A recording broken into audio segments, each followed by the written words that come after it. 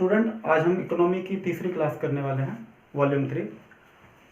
पिछली 2 क्लास में मैंने आपको इकोनॉमिक्स की बहुत ही बेसिक बातें मैंने आपको बताया था, जिसमें हम लोग ये देखे थे इकोनॉमिक्स क्या होता है, इकोनॉमी क्या होता है, दोनों में डिफरेंस क्या है, माइक्रो इकोनॉमिक्स क्या होता है, मैक्रो इकोनॉमिक्स क्या होता है, रिसोर्स क्या होता है। ये सारा चीज़ हम लोग बेसिक वगैरह सारा चीज़ हम लोग जान चुके हैं।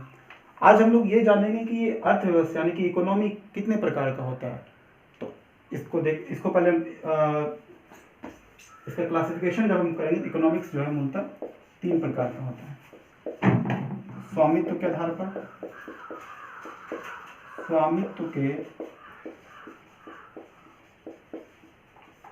पर, इसको 3 प्रकार से बांट सकते हैं। सबसे पहले स्वामित्व के आधार पर, दूसरा बांटेंगे अंतर संबंधों के आधार पर,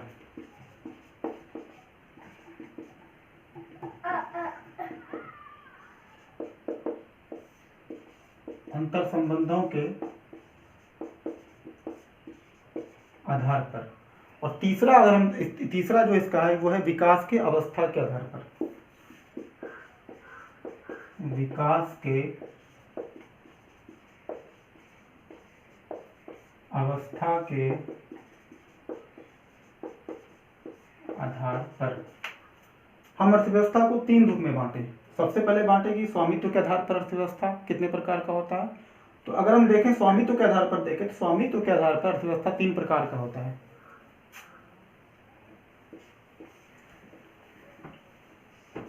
समाजवादी अर्थव्यवस्था,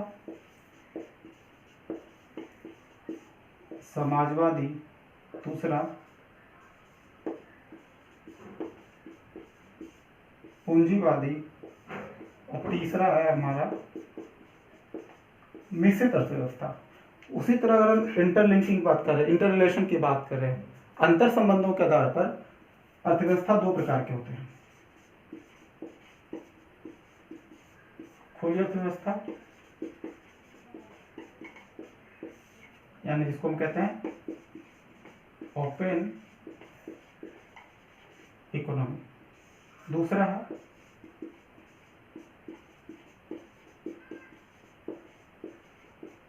बंद अर्थव्यवस्था, इसको कहते हैं क्लोज्ड इकोनॉमी। उसी तरह से अगर विकास के अवस्था के आधार पर अगर देखा जाए तो विकास के अवस्था के आधार पर अर्थव्यवस्था 3 प्रकार का होता है। विकसित,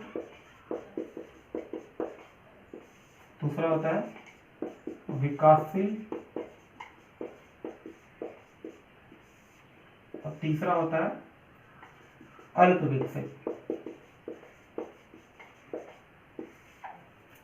हम बारी बारी करके जो है जानेंगे कि जो है अर्थव्यवस्था के प्रकार में डिटेल इसको समझने की कोशिश करेंगे। तो स्वामित्व के आधार पर अर्थव्यवस्था कितने प्रकार का होता है?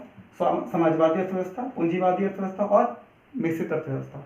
उसी तरह अंतर संबंधों के आधार पर अगर देखा जाए तो यहाँ पे अर्थव्यवस्था कितने प्रकार का? 2 प्रकार का, खुली अर्थव्यवस्था और बंद अर्थव्यवस्था। और विकास की अवस्था के आधार पर देखा जाए तो ये विकसित, विकासशील और अविकसित। तो सबसे पहले हम ये देखते हैं ये तीनों क्लासिफिकेशन में बांटने का वजह क्या रहा है। तो अर्थव्यवस्था में एक संसाधन का चूंकि एक स्वामी होता है, सभी को पता है कि संसाधन का कोई ना कोई मालिक जरूर होगा, चाहे वो मालिक समाजवादी कोई व्यक्ति, यानी कि समाजवादी अर्थव्यवस्था की जब बात करेंगे तो वहाँ पे हमारा मालिक कौन हो जाएगा? सरकार हो जाएगा। यानी कि संसाधनों का स्वामित्व जो होता है सरकार के हाथ में होता है, यानी कि केंद्र के हाथ में होता है। उसी प्रकार पूंजीवादी अर्थव्यवस्था में देखेंगे तो यहाँ पर संसाधनों का स्वामित्व जो होता है वो बाजार के हाथ में होता है, यानी कि लोग तय करते हैं कि संसाधनों का उपयोग या उपभोग किसे करना है और कितना करना है। उसी तरह मिश्रित अर्थव्यवस्था की जब हम बात करेंगे तो यहाँ पर समाजवादी और पूंजीवादी दोनों ही विचारों का समावेशन यहाँ पे मिश्रित अर्थव्यवस्था में किया जाता है। उसी तरह जब हम बात करते हैं अंतर संबंधों के आधार पर, यानी कि ये इंटर रिलेशन कैसे है, जैसे ओपन इकोनॉमी और क्लोज्ड इकोनॉमी की बात करते हैं, यानी एक ऐसी अर्थव्यवस्था की बात करता है जहाँ पर आर्थिक क्रियाविधि यानी आर्थिक गतिविधि की बात खुले स्तर पर, ओपन स्तर पर, कोई रिस्ट्रिक्शन की बात नहीं करता हो, यानी कि एक देश दूसरे देश से मुक्त अवस्था में बिल्कुल बिना रोक टोक के व्यापार कर सकता है। उसी तरह जब बात बंद अर्थव्यवस्था की करेंगे तो यहाँ पर क्या होता है, तो बंद अर्थव्यवस्था में आपका जो मुक्त व्यापार का जो कंसेप्ट है वो बिल्कुल ही खत्म हो जाता है। यानी कि वहाँ पे जो आर्थिक गतिविधि होता है वो बिल्कुल एक क्षेत्र के अंदर सीमित तक होता है, मतलब वो एक क्षेत्र दूसरे क्षेत्र से व्यापारिक गतिविधि से नहीं जुड़ पाता। अगर हम वर्तमान संबंध में अगर इस चीज़ को हम उदाहरण के रूप में समझना चाहें तो नॉर्थ कोरिया काफ़ी हद तक क्लोज्ड इकोनॉमी के बहुत ही करीब है, क्योंकि वो उत्पादन और उपभोग वो खुद ही करता है। उत्पादन भी खुद करता है और उपभोग भी खुद ही करता है, यानी कि आयात और निर्यात का जो मामला है वो वहाँ पर बहुत ही कम होता है। तो उसको हम बंद अर्थव्यवस्था के संदर्भ में हम समझ सकते हैं। अगर हम भारत के संदर्भ में अगर हम समझना चाहें तो 1991 से पहले का जो दौर था वो भी बंद अर्थव्यवस्था से काफ़ी नज़दीक था। हम पूरी तरह से बंद अर्थव्यवस्था तो नहीं कह सकते हैं, क्योंकि हम आयात और निर्यात खाद्यान्न के स्तर पर हम करते थे। खाद्यान्न के अलावा और भी कई चीज़ों में लोग आयात और निर्यात करते रहते थे। तो हम भारत के संदर्भ में इसको हम बिल्कुल क्लोज्ड इकोनॉमी तो नहीं कह सकते हैं, हाँ, लेकिन ये कह सकते हैं कि पूरी तरह से ये खुली अर्थव्यवस्था भी नहीं थी, काफ़ी चीज़ों में रिस्ट्रिक्शन था। यानी आयात और निर्यात जो होता है वो काफ़ी हद तक बहुत ही पहले कम था। अगर हम फिर इसको हम डिटेल में समझेंगे आगे चल के कि दोनों में क्या डिफरेंस है, तो फिर आपका ये कंसेप्ट और थोड़ा जाकर क्लियर हो जाएगा। उसी तरह अगर हम विकास की अर्थव्यवस्था की बात करते हैं, विकास एंड डेवलपमेंट की बात करते हैं, जो मैंने आपको पहले ही बताया था विकास की बात। उसी तरह विकास के अवस्था के आधार पर अगर देखा जाए तो विकास के अवस्था के आधार पर यहाँ पर तीन प्रकार से आप इसको बांट सकते हैं। विकसित यानी डेवलप्ड, विकासशील यानी डेवलपिंग, और अल्प विकसित का मतलब लिस्ट डेवलपिंग। अब विकासशील, विकसित और अल्प विकसित हम किस आधार पर बांटेंगे? ये हम बांटेंगे कि वहाँ पे कितना ज़्यादा डेवलपमेंट है। अगर किसी देश में डेवलपमेंट का लेवल बहुत अच्छा हो, जैसे कि यूएसए, चाइना, और हालांकि चाइना से कहीं बेटर आप कह सकते हो ब्रिटेन आप कह सकते हो, क्योंकि चाइना में और ब्रिटेन में आपको आगे चल के बताऊंगा कि दोनों में डिफरेंस क्या है। क्योंकि पर कैपिटा इनकम के हिसाब से अगर देखा जाए तो ब्रिटेन का चाइना से ज़्यादा बेहतर माना जाएगा। तो हालांकि चाइना खुद को विकासशील ही आज तक अभी भी चाइना अपने आप को विकासशील ही मान रहा है, लेकिन देखा जाए तो कई सारे सेक्टर में वो विकसित देश के काफ़ी नज़दीक पहुंच चुका है। तो हम बात करें जैसे विकसित देश की बात करें तो जैसे फ्रांस, जापान, अमेरिका, ये सारे देश जो है उसमें विकसित देश में आ जाते हैं, क्योंकि वहाँ पे लोगों की रहन सहन और वहाँ पे लोगों का जो लाइफ स्टाइल है वो काफ़ी बेहतर है। तो हम उसके लाइफ स्टाइल को पर कैपिटा इनकम के हिसाब से, वहाँ का हंगर इंडेक्स पे क्या लेवल है, ये सारी चीज़ों को हम लोग ध्यान में रखते हुए तभी तय करते हैं कि कौन सा देश विकसित है और कौन सा देश विकासशील है। ये सारा चीज़ हम लोग तय करते हैं। उसी तरह विकासशील की बात करें तो जो विकसित से थोड़ा कम का मामला हो, जैसे इंडिया, चाइना भी, जैसे मैंने आपको बताया कि चीन भी अपने आप को विकासशील मानता है, क्योंकि पर कैपिटा इनकम के हिसाब से बहुत ही हम लोग अभी पीछे हैं अमेरिका और स्वीडन जैसे कंट्री के तुलना में, या फिर आप स्वीडन हो या फिर आप डेनमार्क भी आप कह सकते हैं, स्विट्जरलैंड भी कह सकते हैं। इन सारे विकसित देशों की तुलना में भारत, चाइना और श्रीलंका जैसे जो अभी छोटे पे, पाकिस्तान तो खैर बहुत पीछे रह चुका है, अभी बहुत पीछे हम लोगों से। तो ये सारे देश कहाँ विकासशील देश में आते हैं। और उसी प्रकार से अल्प विकसित की बात करें तो हम बांग्लादेश को सबसे अच्छा एग्जाम्पल ले सकते हैं, हम भूटान को ले सकते हैं, हम श्रीलंका को भी थोड़ा बहुत उसमें हम शामिल कर सकते हैं। हालांकि श्रीलंका बांग्लादेश की तुलना में थोड़ा बेटर कंडीशन में है। तो वैसा देश जो अभी बहुत ही विकास के लेवल पे बहुत ही पिछड़ा हुआ है, बहुत ही नीचे चल रहा है, तो आप उसको लिस्ट डेवलपिंग कंट्री कह सकते हैं। तीनों में क्या डिफरेंस होता है हम उसको आगे चल के हम जानने का। स्टूडेंट आइए हम लोग जानते हैं कि अर्थव्यवस्था का जो ये स्वामित्व के आधार पर हम लोग जो देखें कि 3 प्रकार के होते हैं, समाजवादी, पूंजीवादी और निश्चित अर्थव्यवस्था है। तो हम लोग बारी बारी करके जानेंगे कि ये तीनों होता क्या और तीनों में डिफरेंस क्या है। तो सबसे पहले देखिए समाजवादी, यहाँ पे ले लेते हैं समाजवादी, फिर उसके बाद है पूंजीवादी, तीसरा हमारा मिश्रित अर्थव्यवस्था।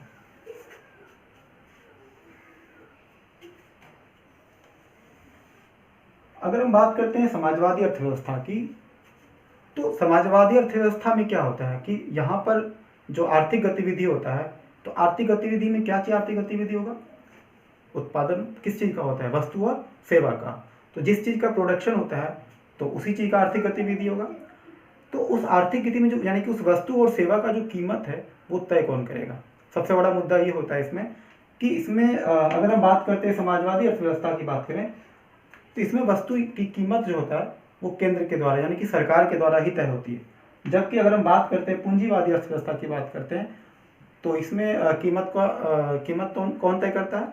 इसमें कीमत मार्केट तय करता है। जबकि मिश्रित अर्थव्यवस्था में क्या होता है, यानी कि बाजार और सरकार ये दोनों मिल करके वस्तु की कीमत का निर्धारण करता है। तो हम बात करते हैं सबसे पहले कीमत का। इसमें कीमत का निर्धारण कौन करेगा? सरकार द्वारा, सरकार या फिर केंद्र संस्था। और इसमें कीमत का निर्धारण कौन करता है? बाजार द्वारा।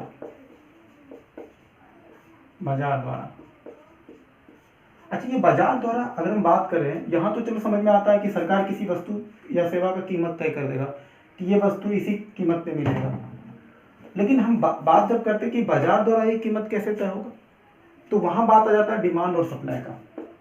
डिमांड एंड सप्लाई का, ये क्या होता है डिमांड एंड सप्लाई?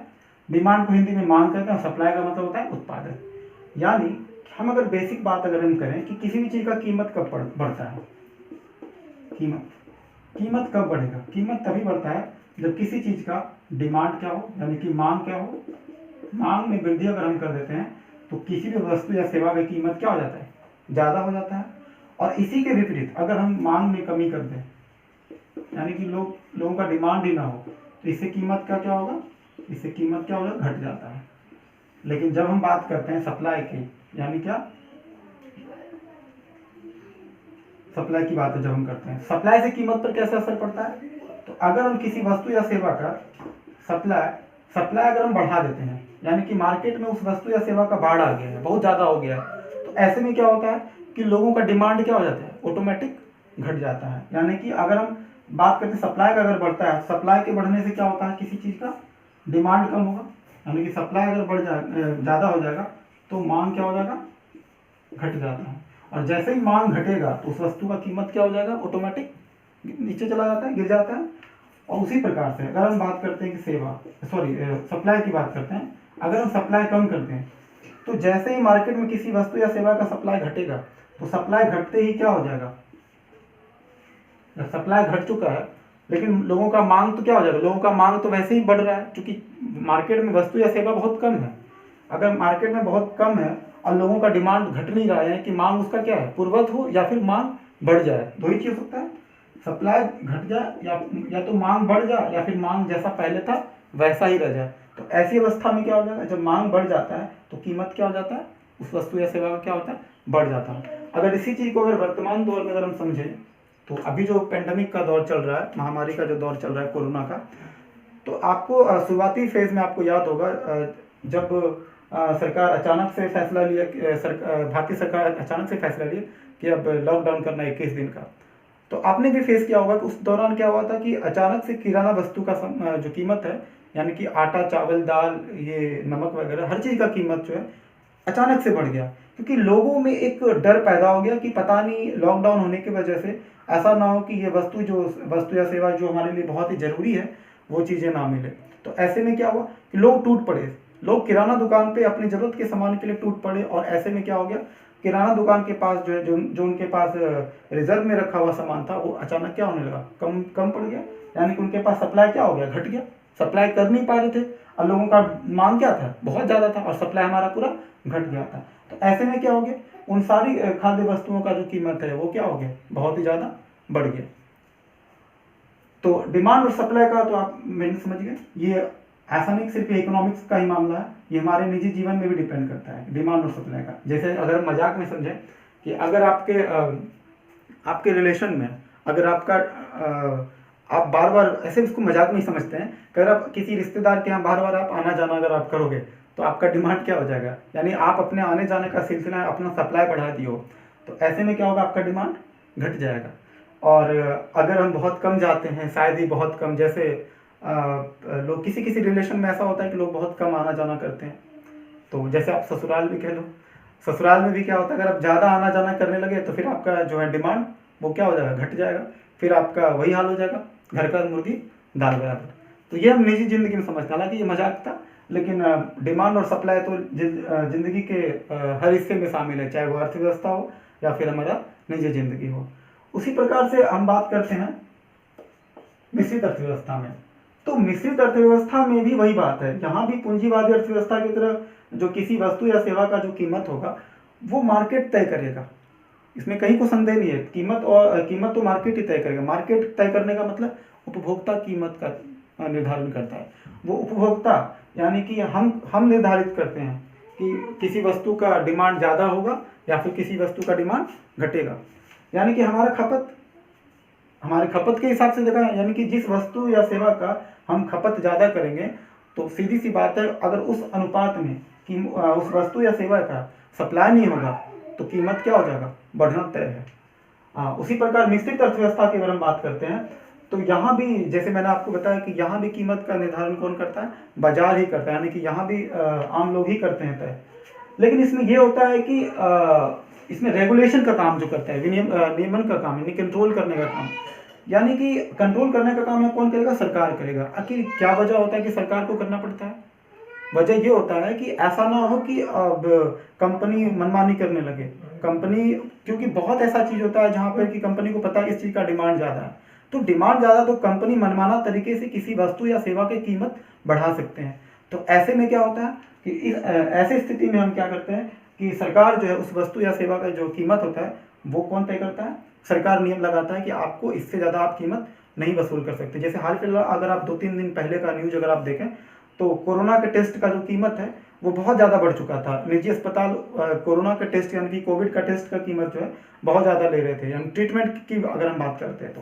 लेकिन बिहार सरकार ने जैसे कहा कि आप एक निश्चित राशि से ज़्यादा आप उस चीज़ का आप कीमत नहीं ले सकते हैं। तो ये जो आपको अर्थव्यवस्था का जो नियमन का जो आप रूप देख रहे हैं वो भारतीय अर्थव्यवस्था में दिखाई पड़ता है। भारतीय अर्थव्यवस्था के अलावा और भी कई देश की अर्थव्यवस्था है जो मिश्रित अर्थव्यवस्था में अपना आर्थिक गतिविधि को चलाता है।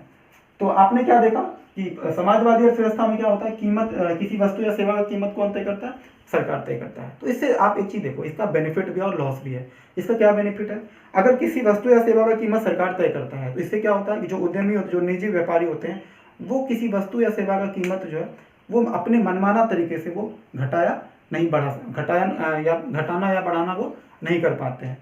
अगर हम दूसरे सेंस में समझे तो ये अच्छा है, उपभोक्ता के लिए अच्छा है कि सरकार किसी वस्तु या सेवा का कीमत तय करता है। लेकिन अगर आप उस उद्यमी के नज़र से आप देखोगे तो वो फिर बहुत बड़ा चुनौती है, क्योंकि अगर कीमत पे हर समय निगरानी अगर सरकार ही करेगा तो फिर वो लाभ, जिस हिसाब से वो लाभ का एक्सपेक्टेशन करेगा, जो उम्मीद करेगा, उस हिसाब से उनको लाभ नहीं मिल पाएगा। और आपको पता होना चाहिए कि जो उद्यमी होता है उनका मुख्य उद्देश्य होता है लाभ कमाना।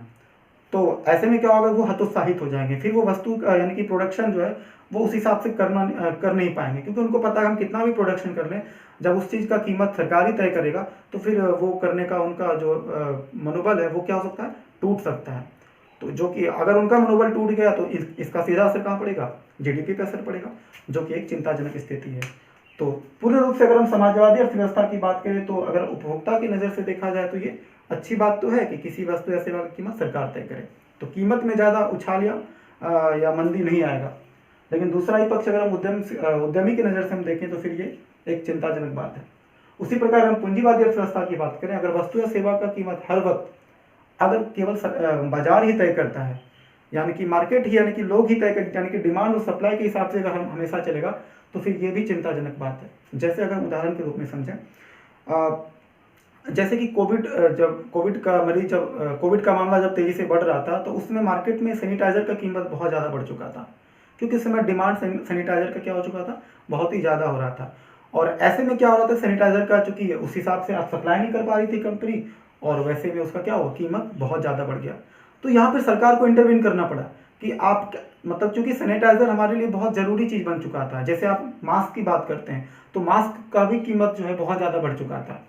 तो अब ऐसे में अगर हर चीज़ अगर हम मार्केट के भरोसे छोड़ देंगे तो हमारे ज़रूरी सामान का भी कीमत क्या हो जाएगा, बहुत ज़्यादा बढ़ जाएगा, और ऐसे में आम लोगों को बहुत प्रॉब्लम हो जाएगा। ये बात सही है कि उद्यमी के लिए अच्छा है, लेकिन हमें दूसरा भी ध्यान रखना पड़ेगा कि ऐसा ना हो कि उद्यमी को फ़ायदा पहुंचाने के चक्कर में जो हम जन कल्याण की बात करते हैं उससे हम पीछे रह जाए। तो पूंजीवादी अर्थव्यवस्था के साथ भी आपने देखा कि इसके साथ क्या प्रोज है और क्या इसके साथ कॉन्स है। तो हम लोग खुद समझ चुके हैं कि दोनों में कुछ ना कुछ अच्छाइयाँ हैं और कुछ ना कुछ बुराइयाँ हैं। तो जब हम बात निश्चित अर्थव्यवस्था की बात करते हैं तो मैंने आपको बताया कि यहाँ पे कीमत का निर्धारण हालांकि बाजार करते हैं, मार्केट करता है, डिमांड और सप्लाई के हिसाब से होता है, लेकिन यहाँ पे रेगुलेशन का काम जो है सरकार, आंशिक रूप से रेगुलेशन का काम खुद सरकार करती है, ताकि किसी भी वस्तु या सेवा का जो कीमत है वो मनमाना तरीके से बहुत ज़्यादा ना बढ़ सके। तो आइए हम जानते हैं इसका दूसरा डिफरेंस क्या है। अगर हम बात इसका दूसरा डिफरेंस की बात करें, यहाँ पे गवर्नमेंट यानी कि सरकार और प्लस मार्केट दोनों तय करता है कीमत का। अब हम बात करते हैं कि यहाँ पर कंट्रोल कौन करता है। यहाँ पे मैंने आपको बताया कि समाजवादी अर्थव्यवस्था में कंट्रोल कौन करता है, नियंत्रण कौन करेगा, यानी आर्थिक क्रियाविधि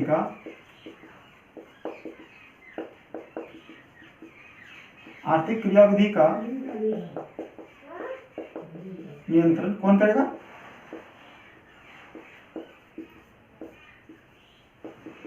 सरकार द्वारा होता है।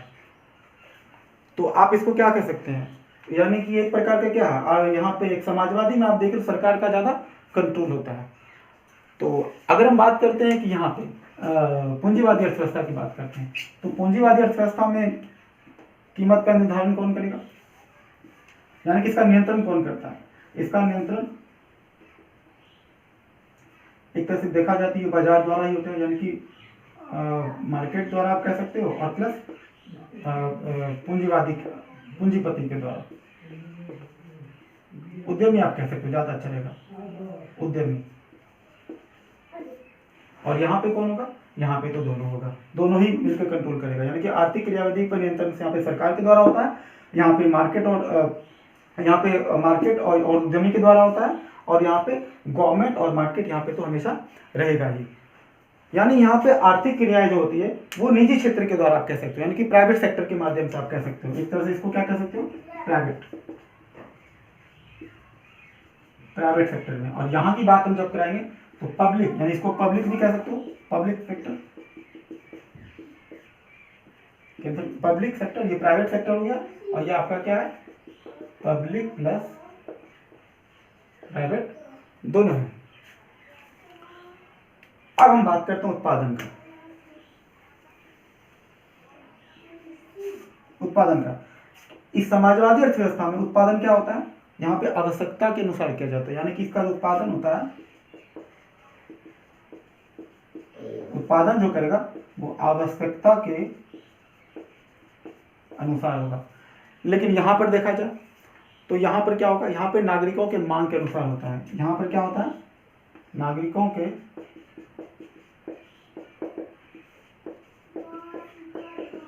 मांग के अनुसार, यानी कि लोग डिसाइड करेंगे कि हमें क्या चाहिए और क्या नहीं चाहिए।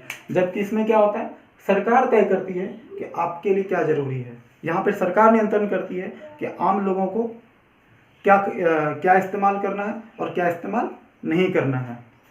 जस्ट लाइक ये सेंसरशिप की तरह, जैसे कि आप लोग जानते हैं कि जो भारतीय जो फिल्म बनते हैं तो उन पे केंद्रीय प्रमाणन बोर्ड का एक सर्टिफिकेट लेना पड़ता है, और वो केंद्रीय प्रमाणन बोर्ड जो होता है वो क्या करता है, वो तय करता है कि आपका जो फिल्म है उसको कौन सा सर्टिफिकेट मिलेगा, और ये जो फिल्म है वो किस दर्शक को देखना और किन को नहीं देखना है। जैसे यू सर्टिफिकेट है, यूए सर्टिफिकेट है, और ए सर्टिफिकेट होता है। इसी प्रकार से यहाँ भी क्या देख सकते हैं, यहाँ पर लोग तय करते हैं कि अभी आवश्यकता हमारी क्या है। तो जो हमारा जो आवश्यकता है वो यहाँ पर सरकार तय करती है, और यहाँ पर हम खुद तय करते हैं कि हमें क्या चाहिए और हमें क्या नहीं चाहिए। जबकि यहाँ पर क्या होता है, यहाँ पर सरकार क्या करती है, सिर्फ नियामक की भूमिका निभाती है। सरकार सिर्फ नियामक यानी कि रेगुलेटर का काम करता है, नियामक की भूमिका में होती है, यहाँ पे सरकार का काम है सिर्फ आपको कंट्रोल करना है, कहीं कुछ गड़बड़ तो नहीं करा प्राइवेट सेक्टर। यानी कि जो उद्यमी है, यानी कि जो फैक्ट्री को जो मालिक है, ऐसा तो नहीं किसी वस्तु का कीमत जो है मनमाना तरीके से तय कर दी है, उस चीज का सिर्फ वो रेगुलेशन करेंगे, यानी सिर्फ वो कंट्रोल करने का काम है। जबकि इसमें क्या कुछ नहीं कंट्रोल करना है। जैसे यूएसए की अर्थव्यवस्था देखा जाए तो इसी पूंजीवादी अर्थव्यवस्था के हिसाब से चल रहा है, और जबकि भारत की बात करते हैं तो अभी क्या है, निश्चित अर्थव्यवस्था के, यानी कि कुछ दिन अगर हम बात करें कि 1990 से पहले की बात करें, 1990 से पहले का दौर कुछ हद तक हमारा समाजवादी अर्थव्यवस्था के थोड़ा नजदीक दिखता है। उसी प्रकार से हम चौथा इसका अंतर देखते हैं। अगर हम चौथा अंतर का हम बात करते हैं इसका, तो इनमें जो टारगेट क्या है, समाजवादी अर्थव्यवस्था में टारगेट क्या होता है, लक्ष्य क्या होता है सरकार का, सार्वजनिक कल्याण। इसका लक्ष्य होता है सार्वजनिक कल्याण। सरकार का एक ही मकसद होता है कि लोगों का बस कल्याण होते रहे, लोगों को किसी चीज़ का कमी ना महसूस हो, लोगों को जो भी चीज़ चाहिए सरकार उसके लिए तैयार है, खड़ी है। आपको हर चीज़ का जरूरत जो है पूरा करेंगे कौन? सरकार। जबकि यहाँ पर प्राइवेट सेक्टर की अगर हम बात करते हैं, पूंजीवादी अर्थव्यवस्था की बात करें, तो यहाँ पर सार्वजनिक कल्याण की बात ही नहीं है। उनका सिर्फ एक ही मकसद है, वो सिर्फ क्या है? प्रॉफिट कमाना। उनको प्रॉफिट कमाने से मतलब है, उनको सार्वजनिक कल्याण नहीं करना है। उनको प्रॉफिट कमाने का मतलब सिर्फ उनका टारगेट होता है, उनको सिर्फ अपना फायदा देखना है। और अगर हम बात करते हैं मिश्रित अर्थव्यवस्था का, तो यहाँ पर क्या होता है? यहाँ पर क्या होता है कि प्रॉफिट भी देखा जाता है, सरकार ये भी देखती है कि उनको लाभ भी मिलते रहे, और साथ ही साथ क्या मिलते रहे? सार्वजनिक कल्याण भी होते रहे, सार्वजनिक कल्याण।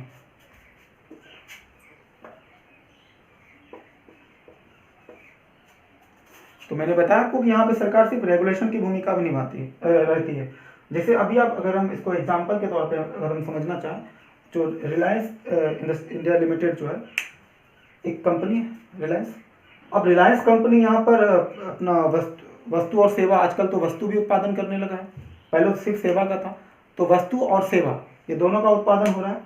तो सरकार देखती है कि रिलायंस कंपनी जो काम कर रही है यहाँ पे, उनको घाटा भी ना लगे, यानी उनको प्रॉफिट भी मिलता रहे, कहीं कोई दिक्कत नहीं है। और उस रिलायंस कंपनी के वजह से सार्वजनिक कल्याण भी हमारा क्या होता रहे? वो चलता रहे।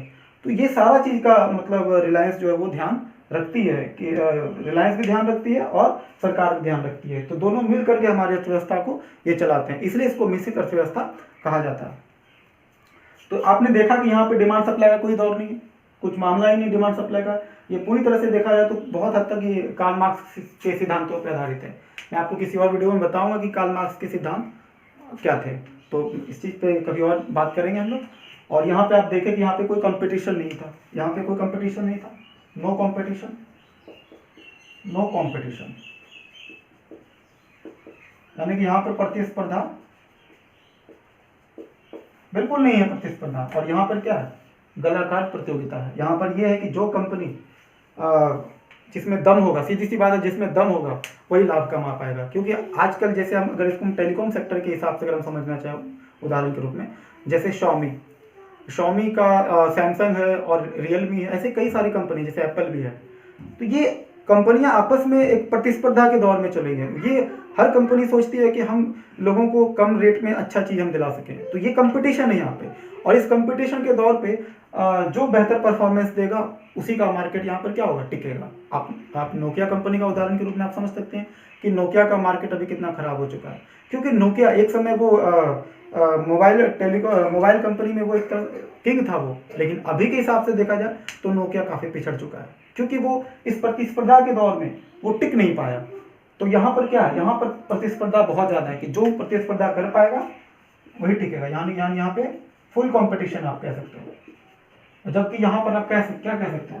यहाँ पे कंपटीशन भी है प्लस क्या, अगर देखा जाए तो कंपटीशन है भी और कंपटीशन नहीं भी है। इसका मतलब क्या है कि यहाँ पर ऐसा नहीं है कि कंपटीशन के चक्कर में हम कंपनियों को बंद करना चाहेंगे। मतलब भारत सरकार ये नहीं चाहती है कि कोई कंपनी यहाँ आए और वो कंपटीशन कर नहीं पाए और वो बंद हो जाए। भारत सरकार चाहती है कि कोई बात नहीं, अगर आप कोई नई कंपनी है जैसे मान लो, तो नई कंपनी क्या करती है, वो तुरंत तो मार्केट में किसी बड़ी कंपनी को टक्कर नहीं दे पाएगा, तो उनको कुछ दिन के लिए उनको आप शिशु कंपनी जिसको आप कह सकते हो, उनको सरकार अपने तरफ से सब्सिडी वगैरह प्रोत्साहन वगैरह देती रहती है, ताकि आप अभी कुछ दिन के लिए आपको आर्थिक रूप से वित्तीय रूप से मदद करेंगे। जब आप एक टाइम के बाद जब आप स्टैब्लिश हो जाओगे तो फिर आप भी उतना ही लाभ कमा पाओगे जितना कि वर्तमान दौर में जो कंपनी चल रहा है वो इस दौर में लाभ कमा पा रही है। यानी कि सरकार यहाँ पर सब्सिडी की बात कह रहा हूँ मैं, यहाँ पर सरकार क्या करती है? सब्सिडी के माध्यम से यहाँ पर सरकार क्या करती है? सब्सिडी, आर्थिक मदद देती है, और ये आर्थिक मदद दे करके कंपनियों को बचाने का प्रयास करती है। और सरकार खुद चाहती है ये कंपनी बचा रहे, और एक समय ऐसा आएगा कि अभी सरकार अगर इसको सपोर्ट कर रही है तो आने वाले समय में ये कंपनी क्या होगा? लाभ की स्थिति में जरूर रहेगी। तो इनोवेशन इसी तरह से आ सकता है। नवाचार बिना सब्सिडी के, बिना सरकारी मदद के वैसे भी इनोवेशन नहीं हो सकता है। तो सरकार इस चीज़ का भी ध्यान रखता है कि ऐसा ना हो कि कंपटीशन के दौर में पिछड़ने की वजह से वो बिल्कुल ही मार्केट से पूरी तरह से गायब हो जाए। तो कार्ल मार्क्स से ये चीज़ ज़्यादा, इसको आप नज़दीक आप कह सकते हो। और अगर हम पूंजीवादी अर्थव्यवस्था की बात करें तो इसके समर्थक में एडम स्मिथ को आप कह सकते हो। क्योंकि एडम स्मिथ चाहते थे कि सरकार का काम है सिर्फ क्या करना, शासन चलाना, प्रशासन करना। उनका काम मार्केट चलाना नहीं है, उनका काम ये तय करना नहीं है कि लोगों को क्या यूज़ करना और क्या यूज़ नहीं करना है। सरकार को मार्केट से अपना कंट्रोल क्या करना चाहिए, धीरे धीरे कम करना चाहिए। यानी कि एडम स्मिथ चाहता था कि सरकार हस्तक्षेप की नीति अपनाए, यानी कि लेजिस फेयर की नीति अपनाए, और सरकार केवल प्रशासन पे ध्यान दे, ना कि बाजार के आर्थिक गतिविधियों पे कंट्रोल करे। तो यानी कि एडम स्मिथ चाहते थे कि ये क्या हो जाए, फ्रीली ट्रेड हो, यानी कि मुक्त अर्थव्यवस्था की बात करता है। और गवर्नमेंट, जब हम बात करते हैं मिश्रित अर्थव्यवस्था की, तो हम लोग यहाँ पर क्या होते हैं कि दोनों का कुछ चीज़ें, जो चीज़ पूंजीवादी का अच्छा है उसको पूंजीवादी की चीज़ों को हम लोग ऐड कर लेते हैं, और कुछ चीज़ें जो समाजवादी अर्थव्यवस्था की बात करते हैं, तो जो चीज़ें कुछ इनमें अच्छा है, इस चीज़ को हम लोग ऐड करके रख लेते हैं। तो ये हमारा क्या, अर्थव्यवस्था का हम लोग ये 3 प्रकार हम लोग देख चुके हैं। अब हम लोग जानते हैं कि जैसे मैंने आपको पूंजीवादी अर्थव्यवस्था, समाजवादी अर्थव्यवस्था और मिश्रित अर्थव्यवस्था, हम लोग तीनों समझ चुके हैं। अब हम लोग जानेंगे कि अंतर संबंधों के आधार पर जो अर्थव्यवस्था के 2 प्रकार होते हैं, एक है ओपन इकोनॉमी और एक होता है क्लोज इकोनॉमी। तो फ्रेंड्स, चलिए अब हम लोग समझते हैं ओपन इकोनॉमी और क्लोज इकोनॉमी, ये दोनों में क्या डिफरेंस है। यहाँ पे आप शब्दों से समझिए कि ओपन है, यहाँ पे ओपन का मतलब क्या है, खुला हुआ, और क्लोज का मतलब क्या होता है, बंद। यानी कि ये बंद और खुला का मतलब क्या है, इसका मतलब ये है कि कोई भी देश का जो भौगोलिक क्षेत्र है वो व्यापार के लिए अपना सीमा, यानी कि जो अपना बॉर्डर है वो खोलता है कि नहीं खोलता है, यानी कि वो मुक्त व्यापार की बात करता है कि नहीं करता है। यानी कि आयात और निर्यात की जब हम बात करते हैं तो उसी के हिसाब से पता चल जाता है कि कौन सा इकोनॉमी ओपन है और कौन सा इकोनॉमी क्या है, क्लोज्ड है। यानी कि जो देश आयात और निर्यात, अपने वस्तु या सेवा का आयात और निर्यात दोनों करता हो, उसको हम क्या कहेंगे, ओपन इकोनॉमी। और जो देश अपने किसी वस्तु या सेवा का वो आयात और निर्यात नहीं करता हो, उसको हम क्या कहेंगे, क्लोज्ड इकोनॉमी। वर्तमान दौर में आप इसको अगर समझना चाहें तो नॉर्थ कोरिया जैसे देश बहुत हद तक क्लोज्ड इकोनॉमी के काफ़ी नज़दीक है, क्योंकि वो आयात और निर्यात बहुत ही कम करता है। तो आइए जानते हैं इसको बारी बारी करके जानते हैं कि इसमें क्या क्या डिफरेंस है। तो देखिए, सबसे पहला डिफरेंस देखा जाए तो यहाँ पर आयात और निर्यात का क्या होता है, यानी कि वस्तु और सेवा का जो आयात और निर्यात, उसकी क्या होती है, स्वतंत्रता होती है। यानी यहाँ पर आयात और निर्यात की स्वतंत्रता होती है। स्वतंत्रता यानी इंपोर्ट और एक्सपोर्ट। इंपोर्ट और एक्सपोर्ट का क्या होता है, फ्रीडम होता है कि आप आयात और निर्यात चाहे जितना मात्रा में करना चाहते हैं आप उसको कर सकते हैं। लेकिन यहाँ पर देखा जाए तो आयात और निर्यात पर क्या होता है, प्रतिबंध होता है। यहाँ पर क्या होता है, इसी चीज का यहाँ पर क्या होता है, प्रतिबंध होता है। यानी यहाँ पर स्वतंत्रता की जगह पर यहाँ पर क्या है, प्रतिबंध लगा हुआ है। यानी कि आप आयात और निर्यात आप फ्रीली रूप से आप नहीं कर सकते हैं। आप जिस चीज का उत्पादन आप करते हैं अपने देश के अंदर, आपको खपत भी यही करना है, आपको कहीं बाहरी देश को नहीं भेजना है। दूसरा डिफरेंस देखते हैं। दूसरा डिफरेंस ये है कि ये अर्थव्यवस्था संसाधनों के मुक्त आवागमन की बात करता है, यानी कि फ्रीली ट्रेड की बात करता है ना। यानी ये फ्री ट्रेड का समर्थक इसको आप कह सकते हो, फ्री ट्रेड का समर्थक। यानी कि बिना रोक टोक का आप आयात और निर्यात करो, आप व्यापार करो, कहीं कोई दिक्कत नहीं है ओपन इकोनॉमी में। लेकिन अगर हम बात करते हैं यहाँ पे क्लोज्ड इकोनॉमी की बात करें, जो फ्री ट्रेड को बिल्कुल भी सपोर्ट नहीं करता। ये फ्री ट्रेड बिल्कुल भी नहीं, ये बिल्कुल क्लोज्ड ट्रेड की बात करता है। यानी कि यहाँ पर आयात और निर्यात का जो प्रतिबंध होता ही है, और ये क्या करता है, साथ में देखा जाए फ्री ट्रेड के बजाय ये क्या करती है, संरक्षणवादी नीति अपनाती है। संरक्षणवादी नीति, संरक्षणवादी को क्या बोलते हैं, प्रोटेक्शनिज्म बोलते हैं। प्रोटेक्शनिज्म पॉलिसी आप कह सकते हैं इसको। यानी कि जो वस्तु और सेवा है वो केवल इसी देश के व्यक्ति के लिए है, हमारे वस्तु और सेवा को कोई दूसरा देश खपत नहीं कर सकता है। आप ये सोच के देखिए कि ये कितना भयावह स्थिति है। जैसे हम लोग को सभी को पता है, जब अर्थव्यवस्था में जब हम लोग पहला क्लास में जो हम लोग पढ़ रहे थे कि संसाधन सभी देश के पास सीमित मात्रा में ही है, बिल्कुल असीमित मात्रा में नहीं है। जब संसाधन रिसोर्स हमारा लिमिटेड है तो हम ये मान के चलेंगे कि हर देश के पास खपत करने के हर चीज़ नहीं है। यानी कुछ चीज़ें जो हमारे पास ही केवल है और वो दूसरे देशों के पास नहीं है। अगर हम बात करते हैं खाद्यान्न उत्पादन की बात करें, कि अनाज की बात करते हैं, कि जैसे हम इजराइल की बात करें तो इजराइल एग्रीकल्चर प्रोडक्शन बहुत ही कम करता है, जबकि इंडिया, चाइना, अमेरिका, ब्राज़ील ऐसे कई सारे कंट्री है जो एग्रीकल्चर प्रोडक्शन करते हैं। आप सोच के देखिए कि अगर ये कंट्री अगर अपना एग्रीकल्चर प्रोडक्ट अगर वो इजराइल जैसे देशों को नहीं देंगे, इजराइल है, बुरुंडी, ऐसे कई सारे देश है जहाँ पर कि खेती वगैरह उतना बेहतर नहीं हो सकता है। अगर ये लोग अपना उत्पादन अगर नहीं भेजेंगे, सोच के देखिए कि वहाँ के लोग फिर खाएंगे क्या। अगर हम लोग ये पॉलिसी अपना लें कि अगर हम उत्पादन करते हैं, कृषि वस्तु का उत्पादन अगर हम करेंगे तो केवल हम ही खपत करेंगे, हम अपने पड़ोसी को नहीं बेचेंगे। जब हम बेचेंगे नहीं तो फिर वो वहाँ पे खाएंगे क्या। और फिर बहुत ऐसा, जैसे कि बहुत ऐसा चीज़ जो टेक्नोलॉजी के मामले में जो है इसराइल हमसे कहीं बेहतर है। तो हमें एक तरह से देखा जाए तो टेक्नोलॉजी का जरूरत है, हम उनसे टेक्नोलॉजी खरीदते हैं और बदले में हम उनको क्या देते हैं, बदले में हम उनको अनाज देते हैं। तो दोनों एक दूसरे का पूरक है, हमारा काम भी बन जाता है और उनका काम भी बन जाता है। तो ये चीज़ कब हो सकता है, जब आप वस्तु या सेवा का आप आदान प्रदान करोगे, यानी आप जब फ्रीली ट्रेड की बात करें कि ओपन इकोनॉमी जब तक आपके देश का नहीं होगा तो आपका दो देश अपना जरूरत पूरा नहीं कर पाएंगे। तो प्रोटेक्शनिज्म एक बहुत ही चिंताजनक स्थिति है। जैसे अगर आप सोच के देखना थोड़ी देर के लिए, जैसे रसिया दावा करता है कि कोरोना का वैक्सीन वो बना चुका है, और वो पुतिन अगर ऐसा बोले कि ये जो वैक्सीन है वो केवल रसिया के लोगों के लिए ही है और बाकी दुनिया में हम किसी को नहीं दे सकते हैं, नहीं देना हम चाहते हैं। तो आप सोच के देखिए कि ऐसा तो नहीं कि कोविड सिर्फ हमारा एक रसिया का प्रॉब्लम है या फिर एक भारत का प्रॉब्लम या फिर अमेरिका का प्रॉब्लम, ये तो पूरी दुनिया के लिए प्रॉब्लम है। अगर रसिया इस संरक्षणवादी नीति को अपनाता है कि वो कोविड का जो वैक्सीन जो बनाया है वो केवल अपने लोगों तक ही वो अगर रखना चाहेगा, तो बाकी दुनिया बहुत ही ज़्यादा क्या होगा, प्रॉब्लम में आ जाएगी।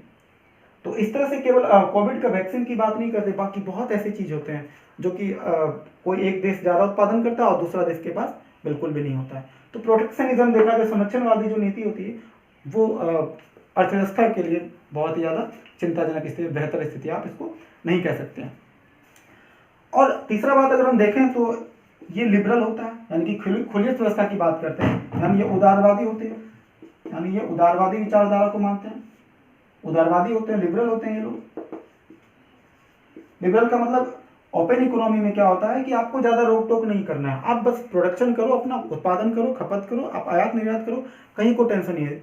मतलब किसी भी चीज़ का हम जो प्रोडक्शन करेंगे वो पूरी दुनिया के लिए होगा, सभी के लिए होगा, जहाँ पे कीमत हमें अच्छा मिलेगा उस चीज़ को हम वहाँ बेचेंगे। तो देखा जाए तो ये एक तरह से क्या है, उदारवादी है, जबकि ये क्या, एक आदर्श स्थिति है। क्लोज्ड इकोनॉमी की बात अगर हम करें तो ये आदर्श स्थिति है। कैसे आदर्श स्थिति है, यानी ये एक आइडियल कंडीशन है, आइडियल है। इसको हम आइडियल कैसे कहते हैं, जैसे अगर कोई व्यक्ति ये सोचे कि क्यों ना ऐसा करते हैं कि हमारे पास जिस भी चीज़ का जरूरत हो वो हम खुद ही उत्पादन करें और उसका कंजप्शन भी क्या करें, खुद ही कर लें। हमें किसी भी चीज़ के लिए हमको किसी दूसरे पर डिपेंड ना होना पड़े। ऐसा हर लोग चाहते हैं, हर व्यक्ति चाहते हैं कि हमारे ज़रूरत का हर चीज़ हम खुद ही कर लें, हमें किसी पर डिपेंड ही नहीं रहना। सोच के देखिए, अगर ऐसा सच में होता तो ये तो सबसे अच्छा तरीका है कि आप किसी और पर निर्भर ही ना हो, आप सेल्फ डिपेंड बन जाओ। जैसे हम बात करते हैं भारत के आत्मनिर्भर भारत की भी बात करते हैं, हम चाहते हैं कि हम क्या हो जाए, आत्मनिर्भर बन जाने की, सेल्फ डिपेंड होना चाहते हैं। तो सेल्फ डिपेंड होना एक आइडियल सिचुएशन हो सकता है, लेकिन ये ऐसा व्यवहारिक रूप में ठीक नहीं है। क्योंकि अगर हम सेल्फ डिपेंड हो भी जाते हैं तो फिर अगर हम दूसरे जो कंट्री होते हैं कि वो अगर उस चीज़ का प्रोडक्शन ना कर पाए, तो जैसे इजराइल अगर ऐसा सोच भी ले कि हम हर चीज़ का खुद ही प्रोडक्शन कर लेंगे, जबकि जो उसकी भौगोलिक स्थिति है वो वहाँ पे ठीक नहीं है, वहाँ पे एग्रीकल्चर हो नहीं पाएगा। तो आप कितना भी सोच लो, जब तक आपका उस तरह का ज्योग्राफी नहीं होगा तो आप वहाँ पे संसाधन का उत्पादन आप कर ही नहीं सकते हैं। ये एक अच्छा स्थिति आप कह सकते हो कि हर देश क्यों ना अपना हर चीज़ का प्रोडक्शन खुद ही कर ले, उनको जो भी चीज़ चाहिए होगा वो किसी और देश पर निर्भर ना हो। लेकिन ऐसा सिर्फ क्या होता है, एक आइडियल सिचुएशन कह सकते हैं, लेकिन ऐसा रियल मायने में होता नहीं है। तो अगर फिर हम तीसरे इसका कंडीशन की जब हम बात करते हैं तो करते हैं एक सेकंड। तो फ्रेंड्स, आज का लेक्चर हम लोग यहीं पे ख़त्म करते हैं और अगले टॉपिक में हम लोग पढ़ेंगे कि अर्थव्यवस्था का जब हम लोग तीसरा जो बचा हुआ है हमारा कि विकसित, विकासशील और अविकसित की जब हम बात करेंगे तो वहाँ पे आपको कुछ चीज़ें और भी हमें बताना पड़ेगा कि अर्थव्यवस्था के क्षेत्र क्या क्या होते हैं। जैसे प्राथमिक क्षेत्र क्या होते हैं, द्वितीयक क्षेत्र क्या होते हैं, तृतीयक क्षेत्र क्या होते हैं, आपको हम तीनों बताएंगे पहले डिटेल में, उसके बाद फिर आपको इस चीज़ को बताएंगे कि विकसित, विकासशील और अविकसित का जो है मामला क्या है, इसको हम आगे चल के पढ़ेंगे। तो फ्रेंड्स, अगर आपको ये वीडियो पसंद आ रहा हो तो आप इसको प्लीज़ लाइक कर देना, और अगर आपको समय समय पे आपको ये नोटिफिकेशन भी अगर आपको चाहिए होगा, आप चैनल को सब्सक्राइब कर लेना। Thanks you.